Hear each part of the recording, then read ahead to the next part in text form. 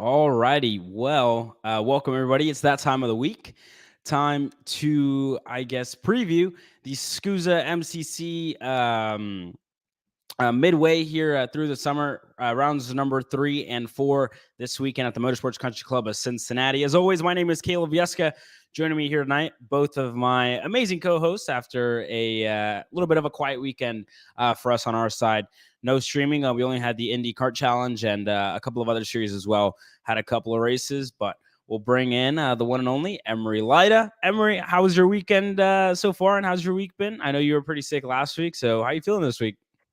Yeah, well, we're a lot better. No flu to deal with. We got through it after a few days, a couple prescriptions of Tamiflu later, and some good rest, hanging out with my dog, and I think we're back, set, locked in, ready to go for this weekend. Hopefully, we don't catch the flu this time, but I think the vibes Hey, are up, and I'm looking forward to another weekend of kart chasing. yeah, another weekend, and a guy who actually just isn't going to be with us, going back to Canada, to Mosport, continuing his racing career, living out the dream, the American dream. Alexander Searle joining us. Alex, firstly, how are you? I miss you. It's been a while. I only see you on Tuesdays and last week on Wednesdays that you were on, but dude, it's been a minute, little Al. How have you been, man? Busy. I mean, it seems as though every time we do one of these shows now, you guys ask me what I'm doing the weekend. Unfortunately, yeah, like you said, I can't be in Cincinnati this weekend. I'll be in Canada at Mosport. But it's one of the last times this summer, I promise, that I will not be with you guys. So, yeah, hopefully after Cincinnati, I'll be with you for a majority of the KC summer stretch. But yeah, right now I'm in Atlanta, coaching with Skip Barber at Road Atlanta. So, having a good time there. And then hop on a plane, basically Thursday morning to go to Canada. So busy week ahead, just like you guys, obviously in a couple of days as well. Yeah, for sure. So this week we have a little bit of a new segment coming onto the show. It's called Setting the Grid, where we're going to talk about news that happened throughout the week and some stuff that has kind of mixed it up. So we'll get started here. Danny Formal took to social media this week and announced that he was not going to be running the second round of the SKUSA Pro Tour, unfortunately. So Danny Formal not going to be here this weekend. Marin Kremers also not going to be racing is at the Motorsports Country Club of Cincinnati. I believe I saw an Instagram story of his where he was coaching some of the junior kids. So unfortunate that we're not going to see, I guess, one of the, some of the strongest drivers in the field this weekend. So unfortunate for a guy like Danny Formal. He's, I believe, getting back in the car next week, not this weekend, but the week after. Not sure for what race. But is going to be back in the car. And then another one of the big stories coming out is that we have a change of schedule. We saw the Stars Championship Series change their schedule after the first round, and the SKUSA Supercarts USA changed their schedule a little bit as well. So we'll take a look at that. The pro heats are going to be embedded into the day with all warmups being the same at 8 a.m. Eastern, and then qualifying, and then you have your pre-qualifying, your pro qualifying, the pre-finals, and pro heat finals, and then pro heat number 2, which is a little bit of a difference in the schedule. Boys, thoughts on the schedule? Emory, start with you first. Yeah, I mean, it's an interesting decision. It's an interesting change. I mean, quite honestly, from the neutral side of things, kind of taking away everything as a worker, as a racer, as everything, just kind of looking at it from what I want as and someone like as a fan of the sport. I think that it kind of takes away a lot of the shock value of Super Bowl qualifying is one of the biggest things that I would say is a big difference. Instead of having it kind of after the end of the day where you kind of have everyone set up, the intensity of the pro show, so to speak, is at its peak, and like you kind of get the qualifying, then straight into Super Bowl, and then you get straight into the heat race. Instead of having that on the pro side of things, you kind of have it just as a build up throughout the day. You have, okay, warm up and qualifying for the regular classes, and then you get into pro qualifying. And then you go back into pre finals for the semi pro categories, and then you do pro heat 1, and then you do finals, and then you come back and do pro heat 2. it's just kind of like start and stopping. And I think that like logistically, from the team side of things, from the driver's side of things, I think it makes sense. It's easier on the teams, and you kind of get more of an opportunity to change things if things go wrong between qualifying and heat one, and then heat one and heat two. I like having two heats. I think that's a positive addition to the schedule. But man, I mean, I think we kind of stray away from what makes it the biggest spectacle from a fan side of things, and from kind of the entertainment perspective, and even kind of the variance side of things as well, where you're having a lot of sessions packed into one. Instead of having that, you kind of bring in a schedule that's more centered around having extra time in the middle of the day.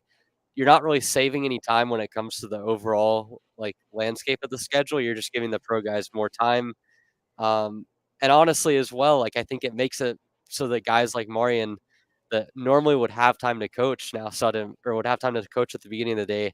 Now Yeah. you gotta find the balancing act. Do you want to put them in the seat or do you want to have them coach? You can't. It's harder to do both. It's not as efficient to do both. And I don't know. I mean, again, I don't speak for everyone for sure. I certainly think that there's some positives to the schedule change, but if we're looking at what makes the pro show, so to speak, a spectacle, having everything at the end of the day, having like build up to qualifying and then having the two heat races right after. I feel like that's kind of what we're lacking after this change. And so I don't know. I'm curious to see how it plays out this weekend. I don't want to write it off because I definitely think that there are some positives to it, but at least for me, I view it as a bit of a step backwards. Alex. Yeah, I second most of what Emory said there. I mean, it takes away obviously, the whole pro show aspect of it, or most of it, compared to what we're used to. Where at the end of the day, it's a big spectacle. Right now, it's more of a build up, like you said. We're, it's much more similar to what we're used to in, I don't want to say the older karting, literally about a year ago. Mhm. But it's a little more similar to what we saw back then. So this is not a new thing for teams and drivers to have to figure out how to balance their coaching and driving.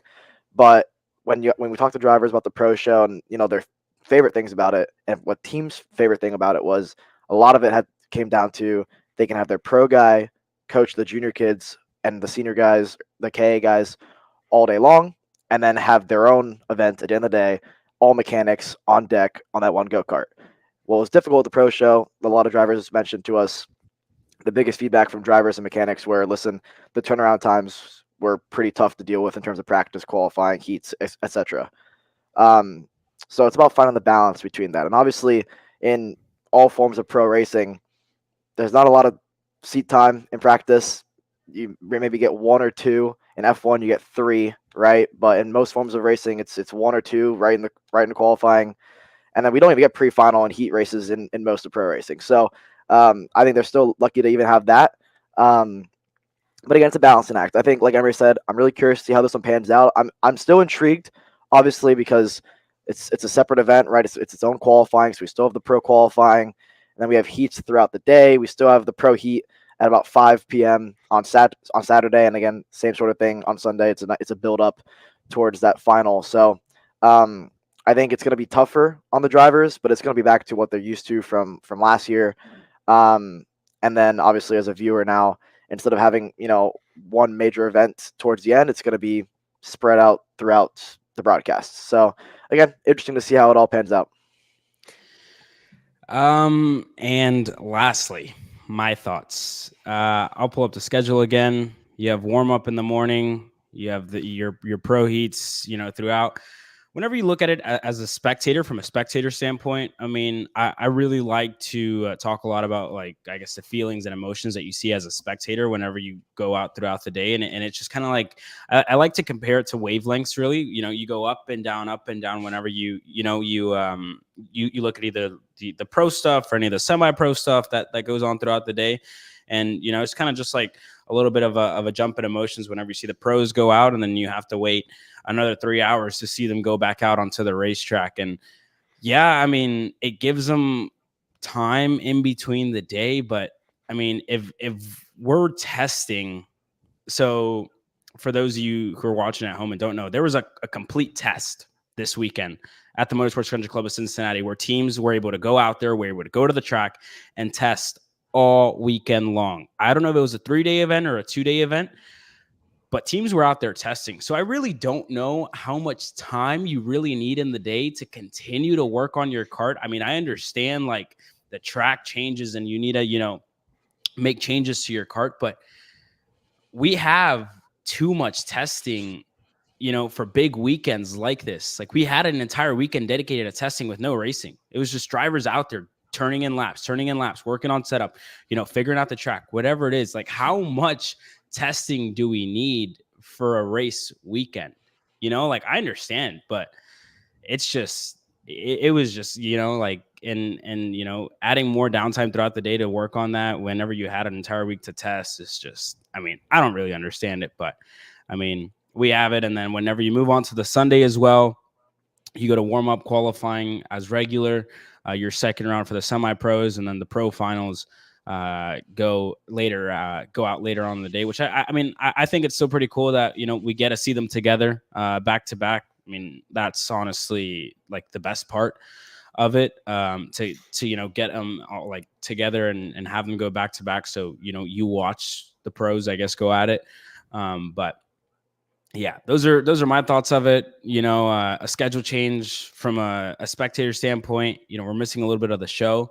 But we're going to get a go racing. 2 heat races, I think, is exactly what we needed. I think we fell a little bit short with just one pre-final at the opening round of SKUSA, and then going to Stars and doing that pro show as well. Whenever you see two races play out, was kind of, like, okay, this is probably what we could change overall. And I think SKUSA knew they needed more races, so we're getting it this weekend. So I'm happy with that, seeing a little bit more racing. But yeah, I mean, I don't know how much downtime we need whenever we have 2 weeks to test at racetracks. But let's Emory, anything to add here? Yeah, I was just gonna say, I mean, I think, like you mentioned, the track time is something that's just it gets out of hand. Some races you Yeah. have Wednesday and Thursday testing. I know Orlando's an example where you have Wednesday practice at the track, then Thursday practice, then you have official practice on Friday, then you go on Saturday, you still have a warm up all before anything Yeah. counts. And it's like, if we're gonna space out the schedule and we're gonna try to run like we're gonna give 2 to 3 hours in between heat races and everything, then we shouldn't need to have 5 rounds of practice on Friday, unofficial practice on Thursday, and teams coming down for a full test weekend, because then it just there's a lot of people in the sport of karting that will gladly pay for it and will gladly work through kind of the kinks to practice that much and to get that much setup time. But at a certain point, like, you're giving so much track time, you're getting so much time to dial it in, and then you're having 2 to 3 hours to kind of get your setup right, to get everything right. Like, I don't know. For me, even on the team and the driver's side, yes, the time crunch at the end of the day is less than ideal for the teams and the drivers to get everything set up. But if you're gonna have that much practice, if you're gonna have 15 to 20 sessions before anything counts to dial things in, then you should be able to live with 30 minutes between sessions or 5 minutes between Super Bowl. Like, it's a part of the game. And if you're not okay with living that, if you want the 2 to 3 hours to set up, then let's get rid of all these practices on Friday. Let's throw in qualifying. Let's add a set of heats, and let's go racing earlier. Like, I think that to me, this starts with kind of like everyone on both sides of the equation, not just on the kind of entertainment side, which is sort of where we're on, but also on the driver side and on the team side. You kind of have to look at it as a balance of, like, at a certain point, there comes a point where you're not really gaining that much from extra testing, and all you're doing is really kind of shifting it to the people that have the time, that have the resources to do all the extra stuff, whether it be testing the weekend before or whether it be having more hands on deck to put things together in between sessions, in between the 2 heat races. All you're doing by taking away that time crunch and taking away kind of the end of the day schedule is making it a more predictable show. You're making it to where there's kind of more time to figure stuff out. There's less uncertainty, and it's kind of a slot car challenge. And that doesn't it to me, it doesn't challenge the drivers as much. I've already said it kind of doesn't really bring in the spectacle side. I think that there's some to like in terms of the extra heat race, and I do understand where they're coming from on spacing out the schedule, but I don't know. I feel like for us to truly maximize what we're learning or what we get out of drivers and getting kind of the best driving show, showing off who has the most talent, who can kind of come up with a good setup on the fly. You either need to get rid of the testing or get rid of or add in a schedule crunch. And we just took away the biggest time crunch that we've seen in the last decade of American karting. So Bam. that's it. I'll get off the soapbox for now, but I think that in terms of the team logistics, in terms of the driver logistics, it's a positive change, but it's not a change that we should be making if we want the best product in terms of racecraft, in terms of entertainment. And I'll stand by that. I know it might not be a popular opinion. I know that I might have to answer myself in the paddock a couple times this weekend, but Hey, as a driver, I hate it. I As agree. a fan, I hate it. So I'm in agreement in Well, both directions. I think you just summed up what being a racing driver is, right? You give them an inch, you're going to take a mile. And so anytime you ask somebody, you know, they want more track time, they want more track time, they wish they had more track time. That was the biggest thing that when we talked about the pro show with drivers, what they thought about it, on the first two opening round of the pro show, and then, into the stars stuff, what do you guys want? Oh, we want more track time. It's like, well, I think there's too much. That people have gotten too used to having so much time, right? Like you shouldn't be able to show up the week before, test forever, the whole weekend, show up Thursday, unofficial practice, Friday, 5 more practices, and then you have a warm up on Saturday. I mean, there's too much time. And so now we bring in a pro show. We eliminate some of that. You still sometimes get, for example, people this past weekend were testing at MCC if they were able to. You still have the unofficial on Thursday, then you have the official on Friday. So a ton of testing time. And so for me, it's one of those things where that's why I didn't see anything wrong with the pro show format. I think I loved it in terms of, limited time. I think the one thing that I will agree with in terms of I can understand where they're coming from the drivers and mechanics side of things, is the turnaround time was quick in some instances. We saw it at Charlotte with stars and the pro shows that we've done earlier on in the year. Of it is hard if you have an issue and whatnot. It created some issues on the grid in terms of some mechanical issues that happened, whether they forgot something because there was such a quick turnaround time. But at the end of the day, as part of racing, it adds to the spectacle of it all. Like Emory said, I think the more track time you get, the more predictable the races become. And that's why we've seen, I think, in the past couple of years of professional go-karting, very similar outcomes in a lot of the races that we go to. And I'm saying this to not take away anything that we've seen from any of the drivers out there, because there's a reason why we want to do this pro show, is because we want to highlight that we have professional go-kart drivers that deserve the spotlight. And the way to do that is to make it a spectacle, to bring it to the limelight.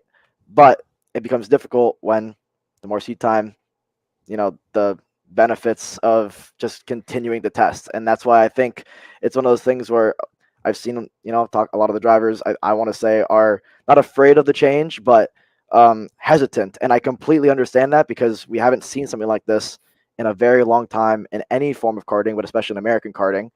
And so again, it's all about messing around with the schedule, messing around with the format. And I understand why we, have changed it throughout the year, trying to figure out what works and what doesn't. So again, I'm going to reiterate what I said earlier. I think I'm actually very intrigued on how this format works. I do like it. I think it'll be a little bit difficult for the pro guys to find a balance. But I do like it. I think, again, we're going to keep messing with it, keep playing with it until we fully perfect what the schedule is going to look like for the pro guys.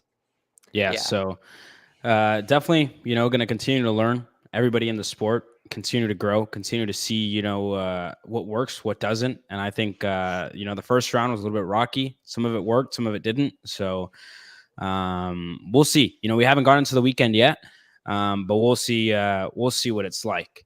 When we come back from this quick commercial break after our first segment, we're going to go into the X30 side of things and break down who's racing, who's not, and some of our predictions going into the weekend. But that'll be all coming after this quick commercial break. Don't go anywhere.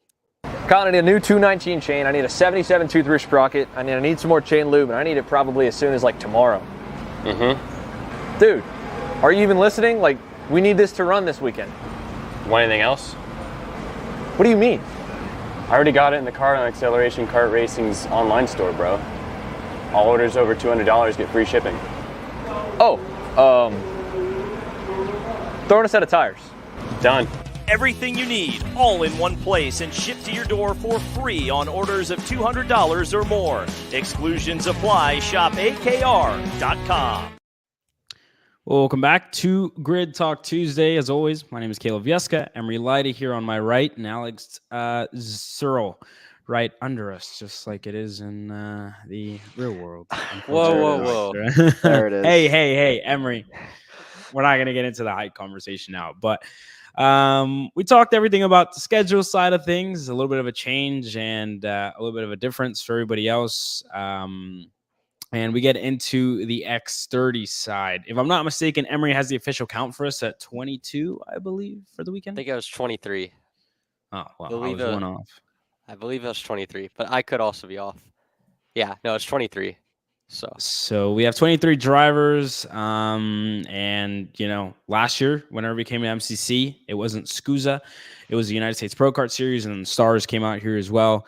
And Stars, Brandon Carr won that race. And then for the United States Pro Kart Series, it was Harley Keeble. And what was a very, very interesting race. Elbows up the entire way through. But now we saw a lot of guys be quick around here, and we said, you know, a lot of teams have already been testing, have already, you know, been out there driving already. So, you know, we're expecting to see a little bit of a change in the field. Obviously, round one, Ryan Norberg was able to take the win, and then as we saw the year progress throughout other series as well, we saw the field get a lot closer, especially the last time out at Trackhouse Motorplex. So, boys, what stands out to you as you guys take a look at this entry list? Yeah, so the first thing to note in this one is, unfortunately, we do not have Joe Turney back. So the last time we went to Cincinnati for USPKS last year, one of the more interesting races that Turney was a part of, between him, Keeble, Ryan Norberg, Diego Ramos, and basically half of the X30 field in that race got into it in some way, shape, or form. So unfortunate to not have Joe after his first victory back stateside at Trackhouse Motorplex for USPKS, but we still have some firepower in this field that I think is going to be notable. Obviously, Ryan Norberg is back. Harley Keeble is back. A lot of the main protagonists on the X30 side of things return. Austin Garrison, ADT, all of them, pretty much every major winner with the exception of Turney are back for this race from so far this year. Another name, Donovan Bonilla. We haven't seen him in the United States since the USPKS race in Texas. He returns for RPG. And Hayden Jones makes his first start away from Trackhouse Motorplex in the last couple months. He did run in round one in Orlando. So I think that there's a lot of interesting names. It's kind of a top-heavy field, I would say. The midfield, maybe not quite as strong this weekend as we've seen throughout the season at different points, but I think that it's going to be another exciting race, even without Joe Turney here. Alex? Yeah, I agree. I think it's a similar entry list to what we're used to in both sides of the field. Starting with X30, like you said, no Turney, so he wasn't there for the first round of the Pro Tour, so it's not like he's missing out on a championship or anything. But always good to see Turney back. I mean, he's always a main protagonist in any race that he's a part of. So for him not to be here, we lose one of our main contenders, but it's not like we're missing many contenders. Like Emory mentioned, he ran through most of the drivers that are going to be here that, you know, we expect to see at the front. Obviously, 8-time, right? Mr. Ryan Norberg's going to be here. Brandon Carr, you mentioned it, won in the OKN class last year. In the X30, let's see if you can, find a bit more pace. I'd say on board that Trinity Karting Car Public, but still looks to be pretty solid. DeTulio as well, looking to bounce back after what happened in Orlando. Obviously, the contact with Norberg and then the mechanical later on in that race took him out of it. So looking to regroup, get some good points here, hopefully, for the interim S driver. Harley Keeble is one to look out for. He won last year at USPKS against a stacked field in I don't want to say a controversial win, but one that certainly, really projected him onto the main stage in the X30 field. And a lot of drivers had his eye on him afterwards. For those of you watching and don't remember that race, it was an unbelievable race between himself, Norberg, Turney, and a couple of others in that group of about 6 or 7 for most of that one, with Harley Keeble, defending for his life in that one. All clean, all fair racing. So Keeble's one to look out for always around MCC. I think another driver, Paulie Massimino, he's had a really good spring into summer section of his season, and I think he'll be looking to continue that momentum into this one as well. So yeah, a bunch of drivers. I don't want to take all the names because I want to give Kaleb a few to talk about as well. But in the X30 side of things, I think we're still in for a big race, or a good race, should I say, even though there's only about 23 in the class. Yeah. On my side, you guys always say that, I pick, whatever and whoever and the most obvious names. This week, I'm mixing it up after what I saw at the last round at Trackhouse Motorplex. Don't me. But there was, a big change in the field, right? Some drivers who we thought were super quick weren't as quick anymore. And a driver that was quick who, has just been on the cusp all weekend long, Austin Garrison. He, unfortunate for him last time out. Hey, can I finish my sentence, please? You're already laughing over here, and I can't even get my words out. It's so, dude. The build up was incredible. Pal. I'm not even done, pal. I'm not done. Can I finish, please? I don't know why the build up to that was so funny, and then you just say one of the top contenders, bro. No, that's I don't elite. Care. Anyways, Austin's gonna be quick. If we have to make our picks now, I'm saying Austin Garrison wins this motor race this weekend. Oh, I'm crying. Can I finish? Oliver Hodgson also entered this weekend. I have Oliver Hodgson up there as well. See, that's a good talking point. When you started talking, you were like, big changes have been coming to the field at Trackhouse. We saw lots of changes up and down the field. And one guy, it was just parody. You're not gonna believe it. Who's gonna be up at the front of the field? It's Austin Garrison. Let's not talk about how he was front row at Supernats last year. Like one of the three best resumes in United States karting over the last half decade. But no, Austin Garrison, big surprise. All right. Well, can I finish? Huge surprise. I'll let him cook. I didn't interrupt you guys, and you guys are interrupting me. So this is, unfair. Some things deserve to be interrupted. All right, pal. Yeah. Anyways, Austin Garrison, if you ask me, the power that they showed last time out at Trackhouse was just, it seems like they finally caught up to the RPG guys. So I have Austin up there. And then further down the field as well, Nick Terlecki's always quick around the Motorsports Country Club of Cincinnati. He's coming off a big win at the Stars Championship Series as well. So I see Nick Terlecki being up there as well this weekend. So if you have to ask me, that's probably my top 3 and some of the big I guess names that pop out. And a name that actually I don't see, Dalton Haynes, I believe, is not running X30 this weekend. No. Not sure not what it running was. this weekend. I think Sodi decided only to run one kart this weekend, which is unfortunate because there is a team championship. So unfortunate for the Sodi guys. I believe Dalton's 5th in the championship right now in X30. So, and then we never, that brings up another point, right? There's a team championship for this year. For those of you guys who don't know, team championship and a driver's championship, obviously, like there always is. That was stupid. You guys can interrupt me on that one. Anyways, there's a lot of money, a lot more money than there was last year.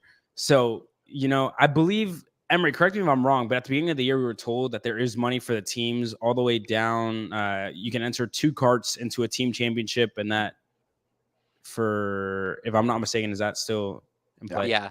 Okay. Yeah, so that's still there, and teams win money if you guys finish with the most points out of the team championship. So unfortunate for Sodi that only has 1 kart in the battle this weekend with Harley Keeble and without Dalton Haynes. So unfortunate for the Sodi guys, but I mean, what do you do? And another thing, whenever you're fighting for that much money, you know, a 3-round championship, I think is just enough.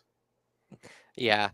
Well, and it's unfortunate too because Dalton, if you look at Sodi's bid for a drivers championship, I would say is in a much better spot than Harley because Harley DNF'd round 1 due to an engine failure. Correct. So Yeah. it's kind of like it's, I don't want to say it's a slap on the face for Dalton, but it's kind of like, you know, you come out around 1, you're 5th in the championship. You had really good run all the way through, qualified P2, fast in the heat race, pretty fast in the main event, and then you don't get to run the next race. And I mean, of course, there's a lot of different decisions that go into that. We don't know exactly how the financial side of things and what Sodi's going with on the customer side. And I know that that has a lot to do with it.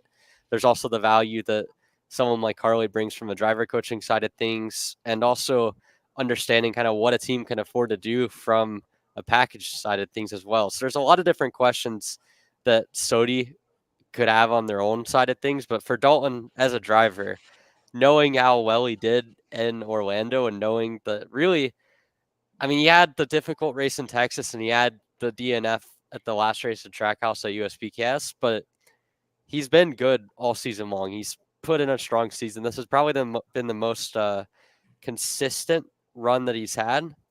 So I don't know. It's unfortunate for Dalton. I really do think that he would have a good chance at a top 3 in a championship, but now it's up to Harley to kind of carry the black and orange banner for this weekend. Yeah. Well, anything else to add for the X30 before we take another commercial break and hop into the actual pro category? Alex, let's hear some predictions. Let's hear some actual bold predictions.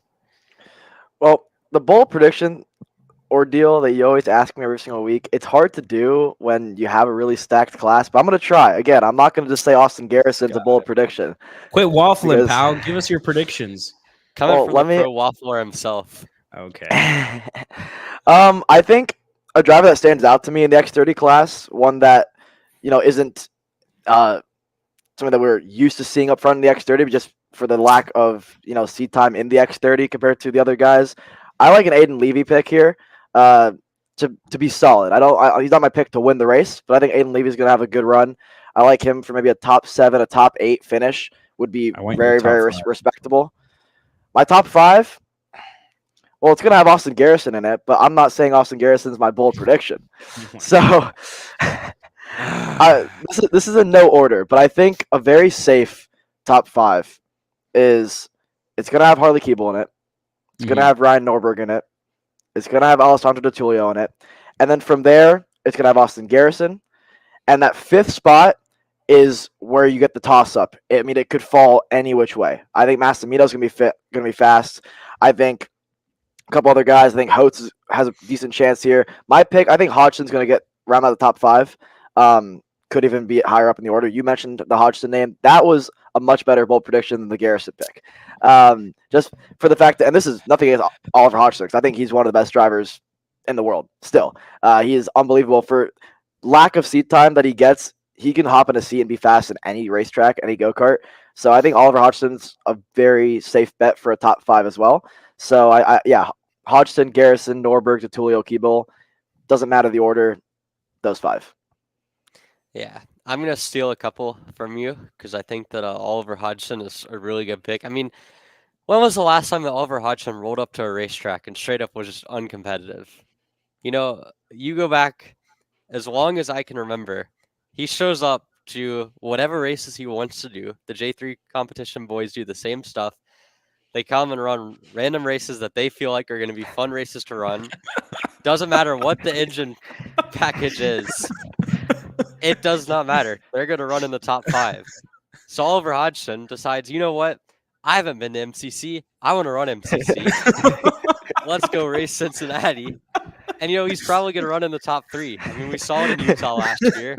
Yeah. This dude started on pole at Supernats. You throw him in a KA, he does well. We saw that in Newcastle. You throw him, we've seen it pretty much any KA race he's run. I mean, I honestly think he can run top 3 to top 5, and I think that his racecraft puts him inside the top 5. He's not going to be picked to win. I think he comes close, but I'll get into that in a second. So Hodgson, he'll be in the top 5. I'm going to give Nick Terlecki a bit of the first win bonus here, and the fact that I think Cincinnati's probably was as strong as track last year. And that factors in and helps him. A guy that you guys have not mentioned a single time in this one, I think is going to have a good weekend because he was fast here last year and just kind of fits his style, is Diego Ramos. I mean, Diego, if you remember back to that race last year, all through the heat races, he was the third quickest kart by Norberg and Turney. Was quicker than Keeble. Ended up second in the main event. He was competitive. I think this is a good race for Diego. So that's 3 in my top 5. And then I really think, again, a good weekend for Ryan Norberg. I mean, that seems kind of like a free space at this point, but I could see Norberg without Turney here, without maybe the shenanigans that we saw in the final last year. I think that pace-wise, Norberg was by far the quickest driver in that main event, and that carries over. And then from there, like Alex mentioned, I mean, I have a hard time with the 5th guy in my lineup. I think you could consider Austin Garrison. That seems like an easy answer. Paulie, No, it's a bold prediction. It's a bold prediction. It's a bold, very bold prediction for Austin Garrison. But no, I think him, Paulie, one other guy, of course, Harley Keeble that won last year.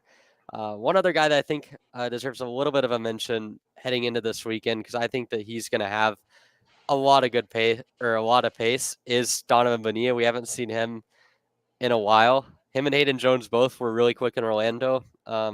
Hayden struggled on this track last year with Trinity. I think this year maybe a little bit better when it comes to the setup and kind of having more testing laps on this track. So I don't know. There's a number of different ways. But anyways, top 5. I'm going to go Norberg to win, Hodgson in the top 5, Ramos in the top 5, Terlecki in the top 5. And I think I'm going to choose I'm going to decide on Harley Keeble to finish in that 5th position.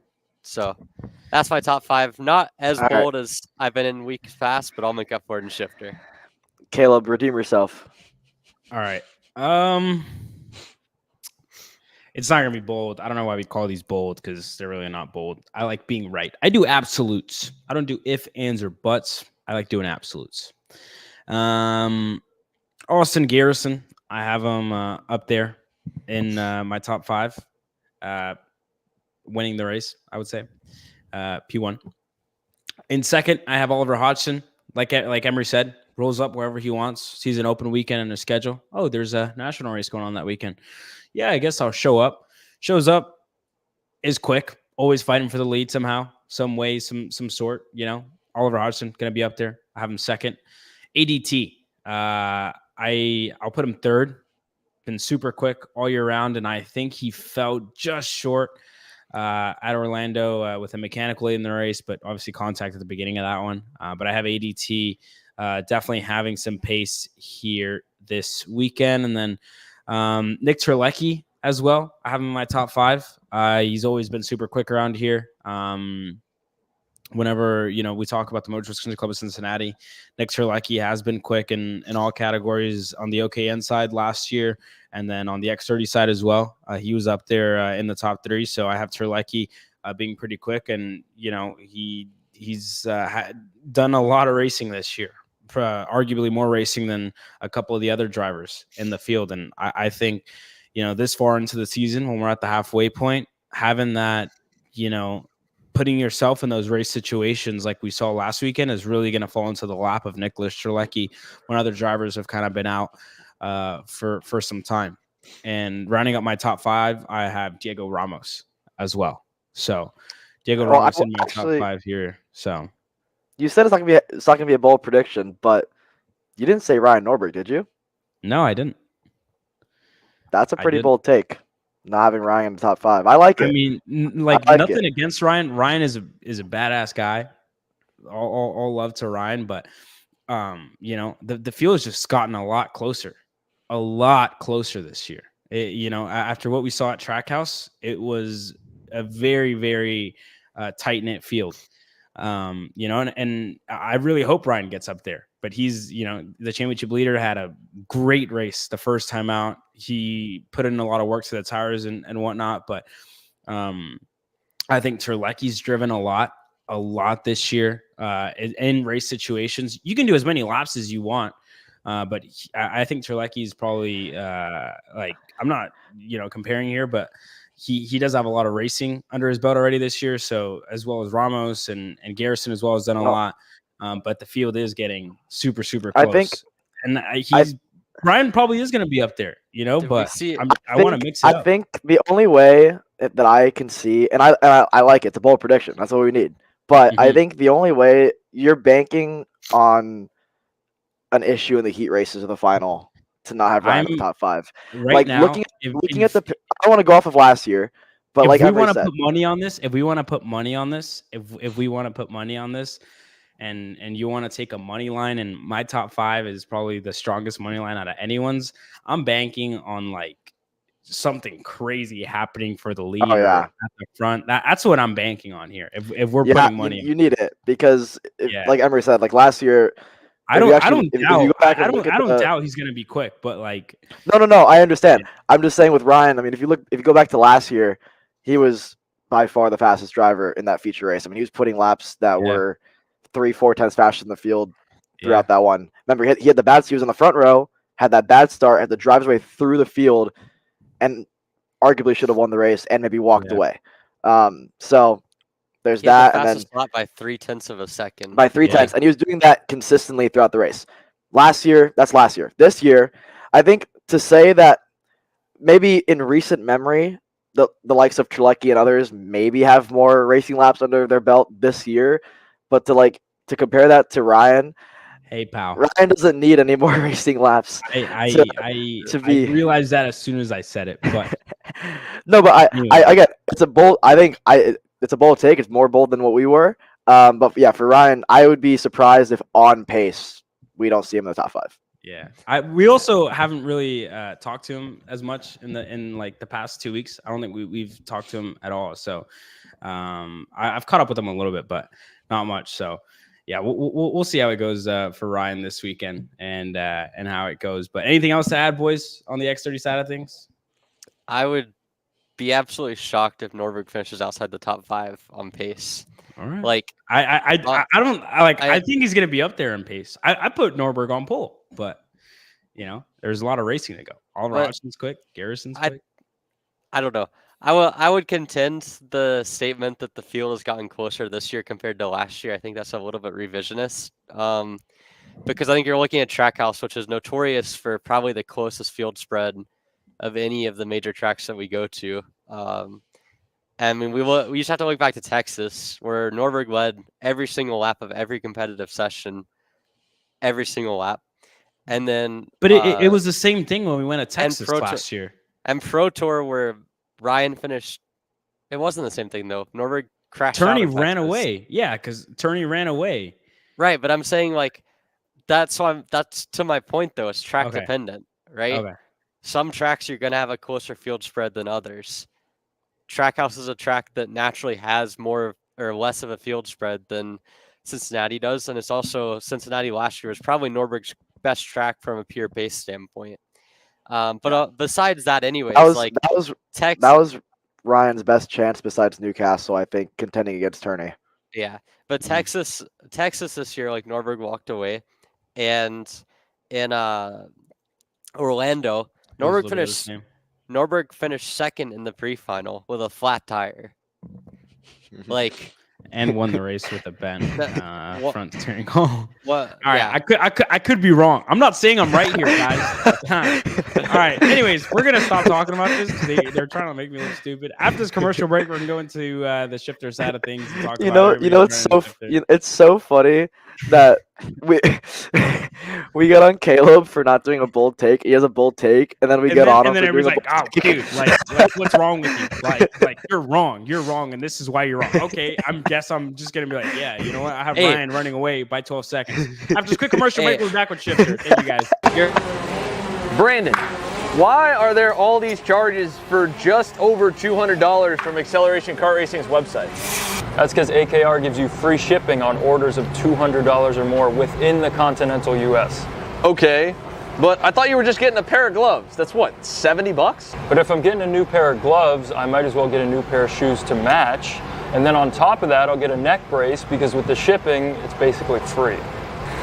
Yeah, I do not think the math checks out on that. everything you need, all in one place and shipped to your door for free for orders of $200 or more. Exclusions apply. Spend responsibly. Shop akr.com. Well, welcome back to Grid Talk Tuesday. After you guys witnessed my last bold prediction that I'll ever give on this show and live on any sort of television. Hey, it's not the prediction; it's the rationale. It's Okay. not. Sometimes it's not the answer; it's how you got to the answer. Okay. You know, when Whatever. when you're doing a math problem in a class, whenever you did it way back in the day, if you could have 2 + 2 = 4. But if you don't have the addition correct, if you have the addition that shows, hey, 2 + 2 = -16, they're gonna clown you for it, Yeah, sure. Yeah. Anyways, definitely. enough of the X30. We'll go into the actual, pinnacle of karting. Okay, wait, Jokes wait, aside, whoa, this is whoa. a different argument. Alex is here, but this is a different argument that we have here. Whoa. It was so for those of you at home, it was pretty heated in the green room earlier today before we went live. No, we have to talk about it now. We'll talk about it, but let's We're talk about the drivers in this field first. 28 total, I believe, is a count. We're not. I'm not letting you forget that. 5 more. Yeah. No. Oh, we're going gonna- into it. We're going into it. 5 more drivers in the shifter class than the X30 class. And I think it's going to be a super close field again. And yeah, we'll see what it looks like. But before we get into our argument here, let's talk about some of the drivers that deserve to get their names called here tonight on this show. So Emory, firstly to you, drivers that really stick out to you. Well, let's start with the kid that's probably the closest to the track, both figuratively in his heart and literally living like in the backyard. It's Gavin Bailiff. Front yard. It's the front yard, I believe. Yeah, that's very important. My bad. My apologies to the Bailiff family. That is, I have mislocated their house on that one. So yeah. Oh, and anyway. and also Gavin was supposed to be on tonight and didn't come on because the Trinity Karting Group Kart Republic team is having a bonfire tonight. So if they're watching this, I really hope they're having a great time. Open invitation to whatever place they're doing a bonfire at. It's at the racetrack apparently. So I mean, yeah. If you're watching this from the town of Batavia, Ohio, for whatever reason, and you need a bonfire to go to, you heard it here first. So,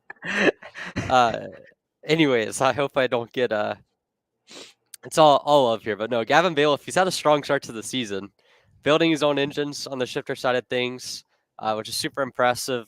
He's taken another step forward. I think every year this is a second full season on the shifter platform, his third total.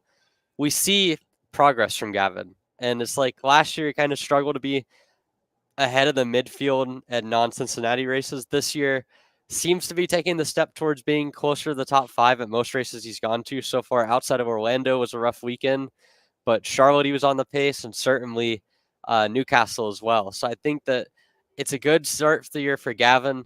Certainly maybe not as much as a guy like Jay Irwin, who of course won round 1 in Charlotte for Stars, was on the podium in Orlando, was really quick that whole weekend. Jay's going to be certainly one to watch this weekend as well for the PSL boys. AJ Myers, probably his most difficult weekend on pure pace that we've seen in a while for him in round 1 of the Pro Tour in Orlando. Like, we've seen him have mechanical failures. I know Alex and I know this firsthand last year. It felt like the first 3 months of the season, everything you could ask for with AJ, it seemed like something would go wrong. The brakes would fail, the engine would blow. He had a good spat with Marian Krimmers at one point. We had all these things going on, but pace-wise, the pace was always there. Orlando, the pace just simply wasn't there, and I think that they found it over the course of the last couple Stars weekends. I think that he'll be up front.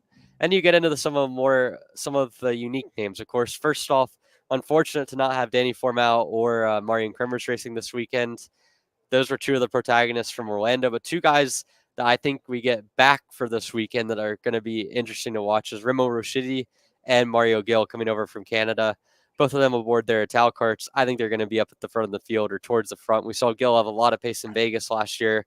Remo's been quick pretty much anywhere he goes over the last couple of years in the United States. So I think the two Canadians are going to have a good go at it this weekend. Alex? Yeah, I mean, you said some big names there. I think you mentioned the PSL guys, Jay Irwin, Mateus Morgado. Those are two that you cannot count out at any racetrack you go to. I mean, Morgado right now coming off a big win at Orlando in the first round of the Pro Show on that incredible last lap battle with himself and Formal, who unfortunately, like you mentioned, will not be here. Yeah, that's one of the main protagonists here this weekend. I think the GFC guys are going to have a pretty good product this weekend. We have Kyle Wick, we have Jacob Gulick, we have Hunter Pickett showing up representing for the GFC boys amongst many drivers underneath that tent. But those three, I think, are going to put on a good show for us. GFC always brings a great product to whatever racetrack they go to.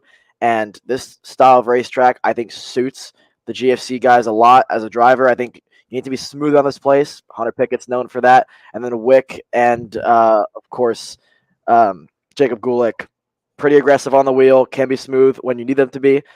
Always fast, no matter what racetrack they go to. The GFC guys are pretty much the team that I'm looking out for. If it's not for PSL with Morgado and Jay Irwin.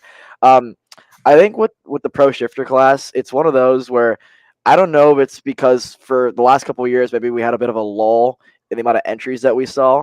But it feels as though it's really picked up recently, and it's awesome to see.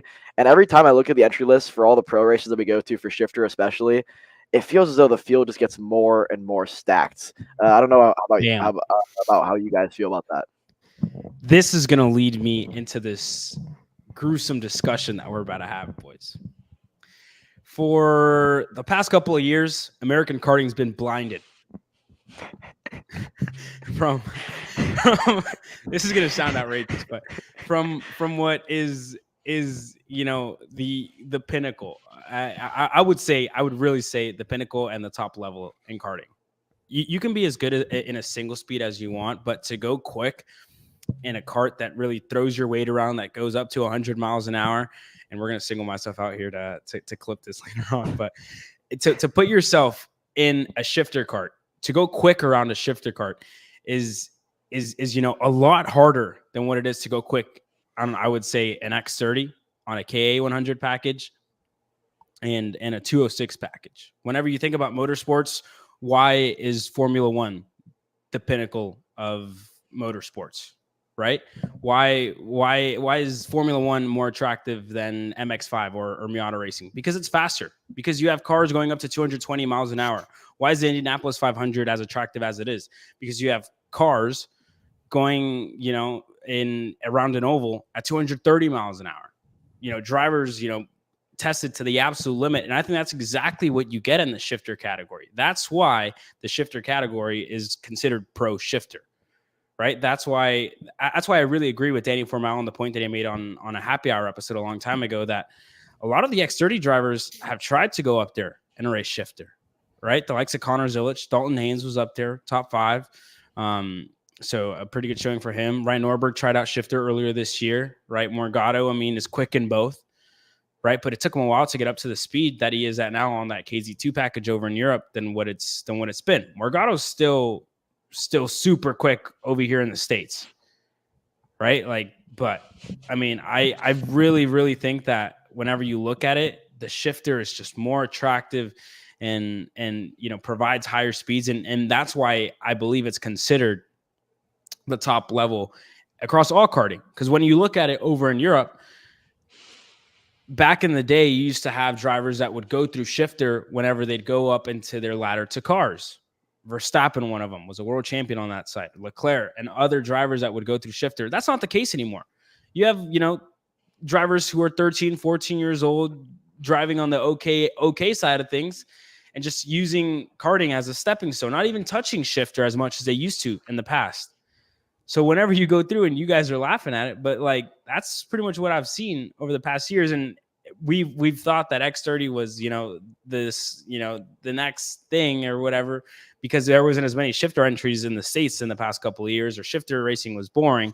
Now that it's back with pretty good force. Whenever you had 30 last week at the Star Championship Series, you have close to 30 this weekend again, and you see the depth in the field and how it stands and the motos that we had at Stars and the racing that we had at SKUSA is why I think, shifter is really making a resurgence in the States, and it's really starting to, inch ahead of the X30 side on whether you want to call it pro, whatever you want to call it, whatever you want to argue.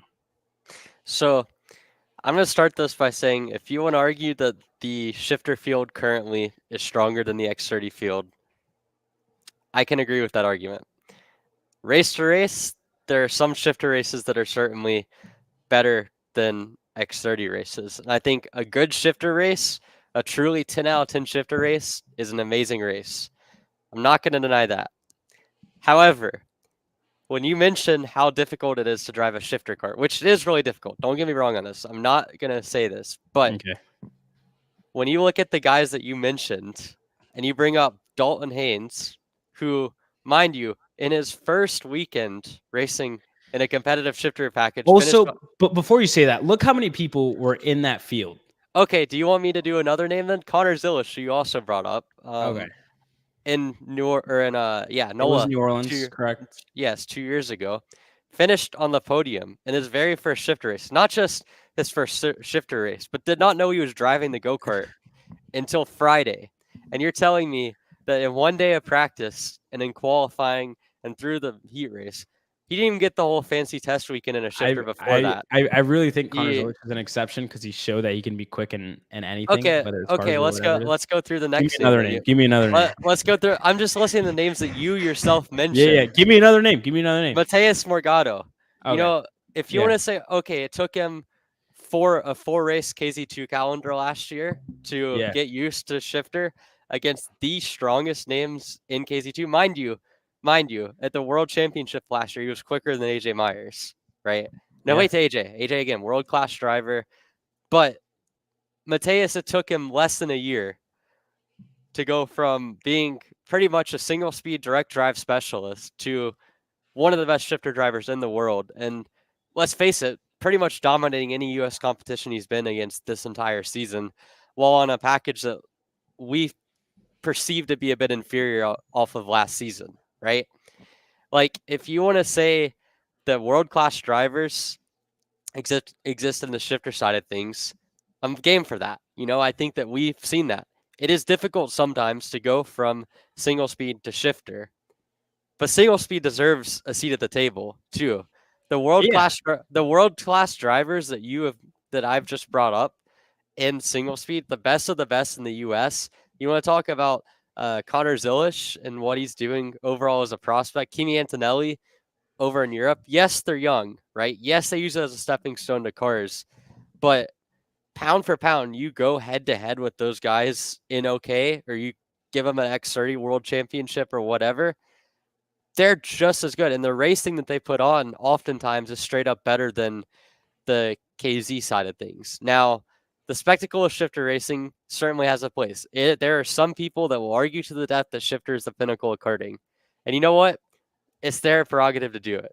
But if you look at the quality of competition that we've seen over the last decade in single speed karting in the United States and beyond, the quality of fields that you see worldwide, the amount of pro racing drivers that come from single speed categories that really honestly stay in single speed categories as well, and you compare it to gearbox racing, there might be years where the gearbox class is better than the single speed class, but there's also going to be years, especially in the US and especially with the talent that we've had, where the single speed class is quite noticeably better. And that's not the case right now. I think we've kind of flipped to a situation where the shifter class is at a really strong point right now, but they're both pinnacles of US karting. Now, if you want to argue that Briggs is the show of karting in the US, it's an inferior product, or KA is an inferior product and not a spectacle, I can agree with that. But I think saying that we've been blinded by the Pinnacle or by X30 being a pinnacle is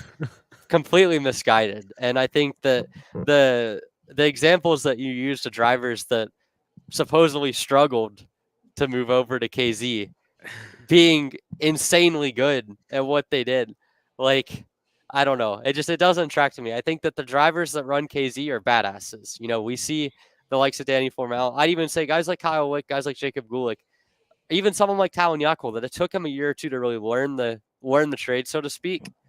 Those guys, what they do are super impressive, but it doesn't make it the singular pinnacle of karting. And I think it's a very slippery slope to try to compare karting to F1, because in F1, you have the entire field works their entire life to get to that point. In KZ karting, I made a comparison.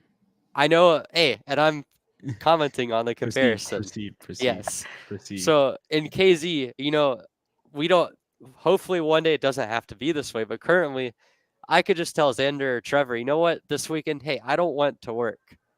I'm not going to work. I'm going to build a KZ and race this weekend. And I might be 2 seconds off, but I could race it. You can't do the same in F1. I can choose between X30 and KZ and still have a chance. I'd have the SKUSA B license, but like the point is like there's what makes F1 the pinnacle is that there's only 20 drivers that get to do it. And it's the singular hardest thing to get into in motor racing. And it's the fastest class. In shifter, you have the fastest class, but it's not necessarily the hardest thing to get into. So again, that was very long-winded, but the point is, Caleb, I think there's room for both at the table. KZ and single speed are both 125cc stuff. Both of them deserve their flowers. They deserve to be branded as such as the pro categories. I don't think it's wrong to say that KZ drivers are amazing at what they do, but hey, give some love to the single speed guys, because racing up front in X30 at the highest level in the US is really tough to do. And so I didn't want you to misunderstand that as like I'm not saying and I'm not giving credit, because I am. I give credit where credit is due, and I think everybody who does it way better than me and could do it way better than me. So I have the utmost respect to everybody who does it at the level that they do, and making a living out of the sport is great for everybody, and they really show their pace. But whenever you compare a good shifter race to a good X30 race, which one is better? Emory, and I want you to be completely honest.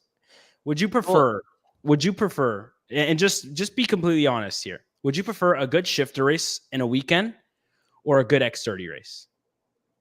I mean, the good shifter races are a lot more rare, so I'd prefer a good shifter race. Okay. But here's my thing, right? No, that was it. That was it. Don't add anything else. That was it. Hey, my show too. So a good shifter race, right? There are the amazing shifter races, 10 out of 10. Can't be beaten. Correct. You get a couple of those every year. Rock Vegas last year, St. Pete last year, Utah was a really good race as well. X30 almost every weekend has a really good race to some degree. There'll be some walkaways here or there, but the frequency of good X30 racing far exceeds the frequency of good KZ racing, or at least like 10 out of 10, 9 out of 10 type races. So, well, yes, the top end KZ races are better. There's a lot of good X30 races to choose from. Man, you guys should have reminded me to bring some popcorn, dude. This is awesome. I didn't speak for like 15 minutes. I just listened to you guys waffle about which 10 one's minutes better. was Emory, bro. 10 minutes was just Emory. Well, okay. I'm going to try my best to keep this shorter because you guys have said a lot of it. But I want to give my 2 cents on this because we spent about 30 minutes in the green room talking about this. I feel like, Emory, correct me if I'm wrong, I think Caleb might have changed up his opinion slightly since we talked in the green room. Bro, but it's okay. I'm going to say something more drastic off the record than what I will on the record. But it's okay. It's okay. It's just like I'm not going to go absolutely go ahead. Go ahead. No, you're good. I'm going to try my best not to do be like I'm going to be a devil's advocate here, but I still am going to side more with Emory on this one. I agree with Caleb 100%. Like I referenced a lot that interview with Formal about shifter racing last year, talking about Brent Cruz, talking about Connor Zilic, and the respect that he had for those guys to hopping in a shifter cart.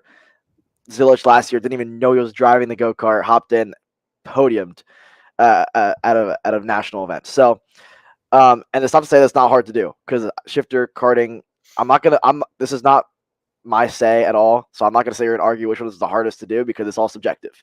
But I think objectively, you can go around and ask anybody on the grid what's the hardest kart to drive, and they'd probably go out there and say a shifter go-kart just because of the physical, demands that it requires. It's higher speed. Yeah. And whatnot. And a lot of drivers can argue maybe they're too fast for some of the tracks that we have in the States. But that's what makes it so awesome. That's what makes shifter racing so awesome. However, like Emory said, what would I rather watch? I'd rather watch a good shifter race because it happens less, right? So it adds to the prestige of it, like an F1. Like the reason why a good F1 race, the reason why we still talk about 2021 is because it's the last good season we've had in 3 years.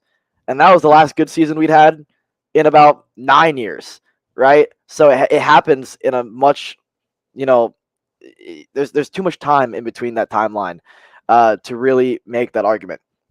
And then you talk about the European stuff, the OK versus the KZ versus the KZ2, and which one's the Pinnacle over there. I mean, I think over there it's a much different story. There's a reason why they each get their own show when it comes to the FIA Karting World Championships, right? And there's a reason why, like you mentioned, some of the drivers that win an OK, you're talking about it, how maybe they're winning against 14, 15-year-olds. There's reason for it, right? Because those 14, 15-year-olds go on to be Kimi Antonelli, who are now a couple steps away from an F1 seat. He didn't need to make the next step. Why spend any more time in karting than he needed to go out there and become most likely the next Mercedes F1 driver, to be the next potential Lewis Hamilton. I'm not going to go out there and say that, but like that's who he is maybe going to replace. So those are drivers that you're referencing. And I know Kimi is a bit of an anomaly, right? Because of just how incredibly talented he is. But the difference between OK and KZ over there in the European side of things, to call it a stepping stone is bold for sure. Because I think they're on that side, no matter which one you choose, it's the Pinnacle. I mean, there is not, OK versus KZ versus KZ2. KZ is obviously ahead of KZ2, right? KZ2 is more of what we do over here in the States. So the KZ stuff versus the OK is really the argument. It's 6 and 1, half a dozen of the other, right? It's the same thing. Basically, like they are both the top level drivers in the entire world. So I'm with both of you in the sense that I think they, like Emory said, I'm going to steal his exact phrase, they both deserve a seat at the table. This is the argument that'll go on forever, right? And I don't want it to be an argument. It's more of maybe a debate, more of a conversation because if you ask a shifter driver, they'll probably say shifter.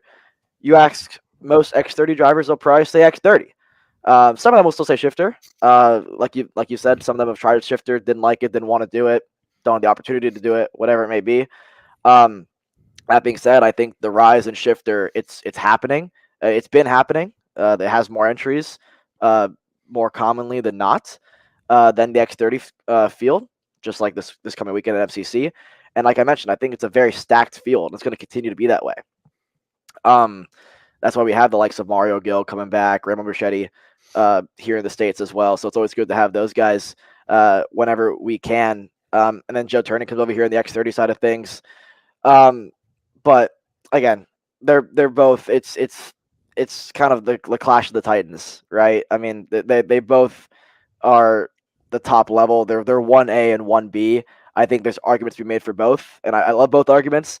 But I think the hot takes were made, and I think it was good. Kaleb did a good job taking back some of the things he said in the green room. Otherwise, I think we'd have even more fireworks about some of the arguments that he was trying to make to us. Well, last thing I'll say here, and I think Emory said, yeah, the X30 has better races more often than the shifter whenever you have a runaway. But the only thing I'll add to this, and this will be the last point because I don't want to give Emory another chance to get back at me, is that not every boxing match can end in a knockout.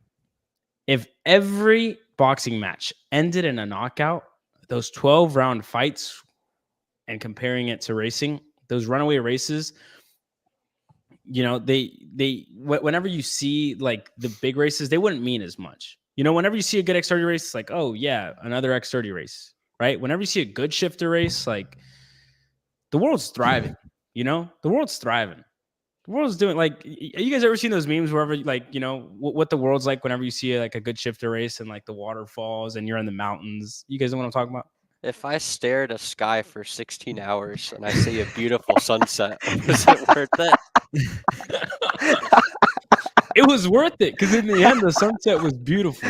Oh man, that's Like comedy. yeah, I would Dude, say I would say it's swear- worth it. Like I- people I see swear like we've had this Supermath conversation last before. year, it was- we have and whatever. That's This gonna exact. be it. I think it That's gonna ended be in it. that exact phrase that Caleb used just then too. If I mean, it's again. if every shifter race was as like if every shifter race was a knockout like I compared it to, then they wouldn't be as special. And that's why I don't. I think, but I and think that's why. Can I finish my point, please? Sorry.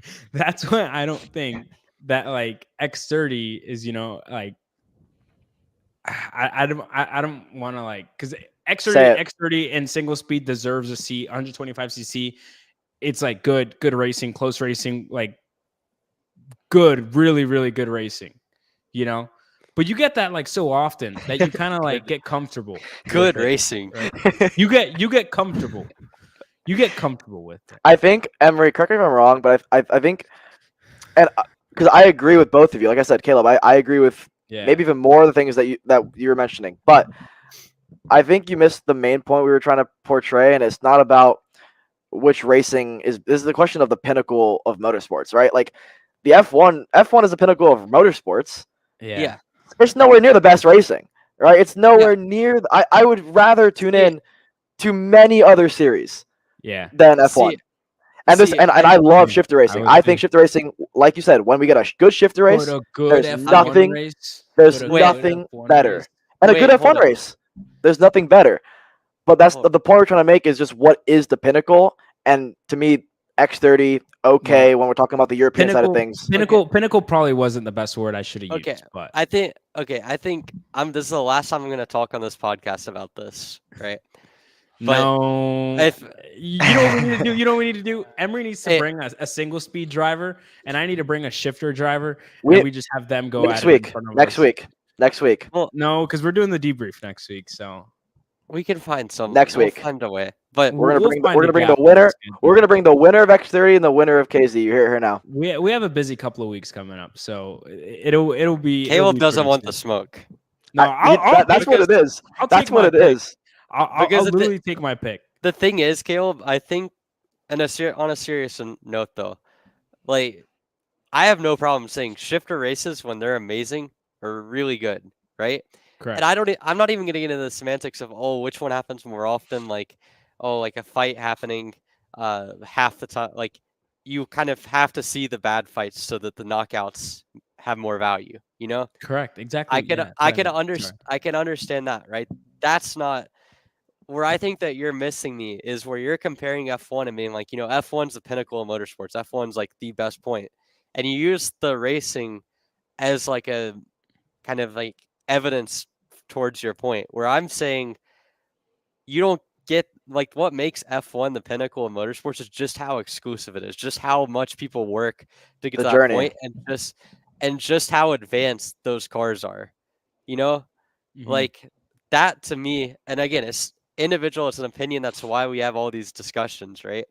But like that's what makes F1 special, right? Racing wise, like at the end of the day, X30 and like whether it be in Europe or whether it be in the United States, the quality of driver, the quality of competition, and the equipment quality in those single speed categories is damn near the same as a shifter. Like technologically, shifter engines and or X30 or whatever have seen pretty similar levels of development over the years, pretty similar levels of like technological enhancements. They go reasonably close to the same speed. A shifter is more difficult to drive, but you look at the lap times around a track like Trackhouse, you're talking 1 to maybe 1.5 seconds maximum, right? If you had an untrained eye, if you had one of my friends from Chapel Hill, if you had someone from my family that's never watched a race before, they'd hear bum, bum, bum, and one that would just be like a neo, but like it would be the same. What? But they would go. They would go the same speed. Bro, I lost you, bro. I lost you. That was such a bad comparison, dude. What? But Your sound effects are terrible, my guy. Oh man. but anyways, they would. Hey, if we ever lose camera audio on a broadcast, we have Emory, bro. What? He said, "Bum, bum."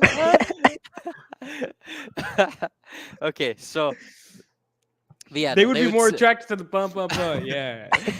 they would know the sound difference, but they couldn't tell the like visual difference in speed.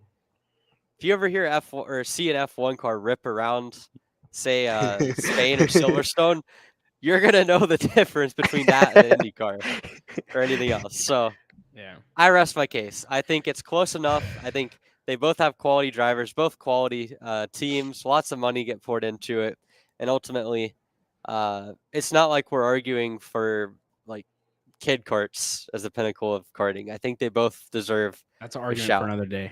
Argument for another day. Somewhere Drayton's out here smiling with that. I love Kid Cart. All right. Well, we're going to wrap this up.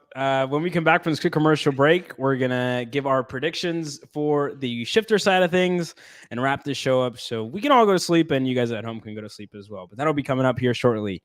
And this will be right back after this quick commercial break. Don't go anywhere. So you will finally want to get behind the wheel, huh? Yeah, I've been shooting for 3 years and I've never got to drive. Well, you're going to need some more gear than just your helmet. Why don't you go to shopakr.com. They got their inventory online and they'll ship it the same day if you order before 5:30 p.m. Eastern. They got shoes, Yep. gloves, Yep. rib protectors. Got those too. Can they make me go fast? No. Here at Acceleration Kart Racing, we've got everything you need to get on track. What happens next? Well, that's on you. Check us out online at shopakr.com. Welcome back to Grid Talk Tuesday. As always, my name is Kaleb Vieska. Emory Lighter to my right, who gave us some amazing sound effects here a couple of seconds ago. So Alex as well, who's kind of just a bystander after me and Emory were throwing haymakers at each other for the last half hour. But we kind of got distracted from what we were actually supposed to talk about and what we actually get paid to talk about. The shifter guys. All right, boys. Predictions for the weekend on the shifter side of things. Emory, we'll start with you. Mateus Morgado walks away with another win. I think it's difficult to bet against him when the last few times we've seen him, he's found a way to win every time. The last 3 to be exact. So I think Mateus walks away with the P1. I think a couple other storylines before I kind of come in. I think Talon Yockel, a track that he's very comfortable with, and Michael Riccio. 2 guys I didn't hear mentioned in the first segment, but I think both of them are going to have a good chance at possibly scoring a good result. But I would say Morgado P1, AJ finishes second. I know, very bold on that one. I think Kyle Wick in the 3rd position. And then I'll throw in 2 guys that I think are kind of, again, maybe a little bit outlier, but I think Gavin Bailiff and Michael Riccio, both of them love Cincinnati. Both of them have a lot of laps around there. And I think we've seen them have good pace at MCC in the past. So I'll go Bailiff to finish P4 his home race, Riccio to continue the strong work that we saw at USPKS last year and walk away with a 5th place finish. Alex? I like it. Okay, I'm going to copy you on the race winner. I think Mateus Morgado wins. The pace that he's shown over here and over in Europe, I mean, it's hard to argue that he's going to come over here to MCC and be quick. And I don't want to say walk away with it because we have such high competition over here in the States in the pro shifter category. But I think he wins. I think second, it's a toss-up. I mean, it's similar as to my X30 side of things where my top 5, you can interchange them. There's maybe the driver in 6th or 7th could win the race, I think, in shifter as well. But Morgado's my pick to win. Second, I'm going to go with a PSL 1-2. I think Jay Irwin's going to finish second. I think the pace that he's shown on the star side of things with that incredible win he had at Charlotte, dominant victory, got unlucky at Newcastle a couple weeks ago. But I think the pace that he showed in Orlando with how fast he was, he's only gotten better from there. And he's going to continue to get better. So I like Jay Irwin to go and make it a 1-2 for PSL. I think third, give me Gavin Bailiff. you can't bet against the driver that has the most laps around this place than anybody, especially in a shifter. Emory said it best earlier on in the show. He has improved a lot on board that pro shifter go-kart. I mean, the increase in pace that he has shown from the beginning of last year to this year now in the summer has been it's been a huge jump for him, and I'm extremely proud of what he's been able to do and impressed with what he's been able to do on board that Trinity karting group Car Republic. They're only going to get faster, and again, with how much testing he has around this place, it wouldn't shock me if he's able to walk away with the top 3 here in the second round of the championship in the pro shifter class. I think 4th, this is where things get a little bit interesting because it feels almost weird for me to even say 4th and then the name AJ Myers followed by it. Usually he's the top 3 candidate, almost a shoe-in every time, but I think AJ's a 4th place here. And that's not to say that it's going to be by a lot. I think the top 4, top 5 are going to be separated by I don't want to say a blanket, but I think it's going to be a close race. MCC tends to provide some pretty close racing in all classes, even in the shifter class. We saw it last year as well. So I think I like AJ for a 4th place finish. And then 5th is where it gets interesting. I think 5th, I like the Riccio pick that Emory had. I think there's a few others that you can mention. I'm going to say Mario Gill. I think on board that Ital kart, first race back in the States since Supernats. I think Mario Gill is going to be very, very quick. I think Rainbow Ricciotti's going to be fast as well, but I like Mario Gill to round out my top 5. Lastly here with me, I was bold for X30, and I'm going to be just as bold, if not more bold, here for this pro shifter class. And I'm going to get it wrong, and people are probably going to hate me in the paddock on Friday evening and Saturday morning. But I mean, I got a kid who's it's his home track, Ian Quinn with the PSL karting team. I think he's going to upset this weekend, and I have Ian Quinn being up there this weekend and winning this race, winning this motor race this weekend. In second, I have another kid who's also, been super quick around a place like this. Well, actually, I'll put Gavin Bailiff third. And that's, arguably, again, I would say my top 3 are floaters. Mateus Morgado up there. I can't leave him out, really, even if I wanted to. I can't. I have Billy Musgrave up in my top 5 as well with AJ Myers. But yeah, that's my top 5. I mean, Ricchetti and Gill. I mean, I know they're going to be quick. I just I really think the guys here in the States have a lot of pace. Riccio as well, one of the guys who can go up there and mix into the top 5. Had a lot of one here last year at the Stars Championship Series and was pretty quick. At the United States Pro Kart Series, Talon Yako as well. But Ian Quinn, has a lot of laps and really has the package to get it done, I believe, this weekend, as well as Gavin Bailiff. If everything goes well for them, he has a lot of laps around that place. He does work most of the time. So I don't know if he has as many laps in, I guess, like recent as many people think. But undoubtedly he's going to be strong. But Morgado, for my top 3 float around. If we want to go bold, I see Ian Quinn and Gavin Bailiff 1-2 with Morgado third. That's what I got with Myers probably 4th and then Billy Musgrave 5th. See, that's a proper bold prediction. I like it. Well, Big fan. Thank you, man. I'm tearing up here. I'm a big fan. Glad we can agree on something here. You guys were making faces. I was like, "Ooh, am I cooking here?"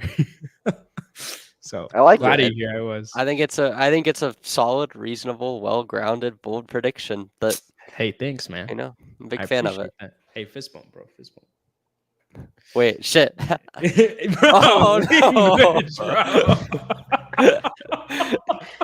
1 hour 26 minutes into episode number 13. 1 hour 26 minutes into episode number 14. Emory Lida has an oopsie. For the first time.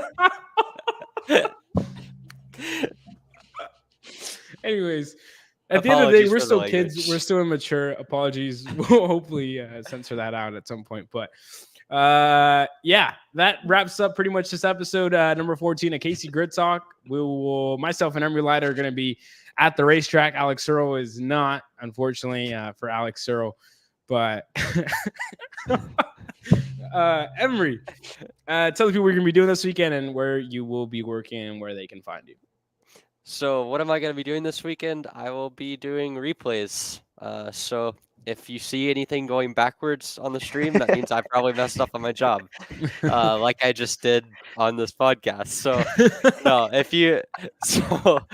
yeah, be on the lookout for that. I'll be wherever we're setting up. I'm not sure exactly where we're going to be set up, but try not to interrupt me. I know my job isn't that important, but the guy sitting next to me will be producing the broadcast. I think that's Simon this weekend. So Simon you know, Sykes. yeah, I don't think he would want you to come mess around with me too much. But no, I'll be wherever we have the broadcast, I will be. So that's that. On other news, if you want to follow me on Instagram at Emory.Lida, Twitter, EmoryLida41, Facebook, EmoryLida Racing, TikTok, Emory, Elida41. Don't have a MySpace linked up. My Snapchat, SweetT4114.